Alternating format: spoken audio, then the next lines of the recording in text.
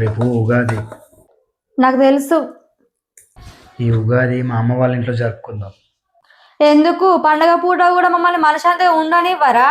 పోయిన ఉగాదికైనా గొడవను ఇంకా మర్చిపోలేదు. నేను ఎక్కడికి రాను. మీకు వెళ్ళాలని ఉంటే మీరు వెళ్ళండి. సరే నీ ఇష్టం. అని నువ్వు నాతో నానమ్మ వాళ్ళ ఇంటికి వస్తావారా? సరే రేపు పొద్దున మన ఇద్దరు నానమ్మ వాళ్ళ ఇంటికి వెళ్దాం. వాడు ఎక్కడికి రాడు. పండగ పూట నా కొడుకు నాకు దూరం చేస్తావా? అదే పండుగ పూట మా అమ్మని నాకు నువ్వు దూరం చేస్తలేవా? రోజు నీతో ఉండే నీ కొడుకుని ఒక్కరోజు వదిలి నువ్వు ఉండలేవు. సంవత్సరంలో 365 రోజులు నేను నీతోనే ఉంటున్నా. పండుగ రోజు కూడా మా అమ్మతో నన్ను కలవకుండా చేస్తే పాపం తను ఎంత బాధపడుతుందో నీకు తెలుసానే.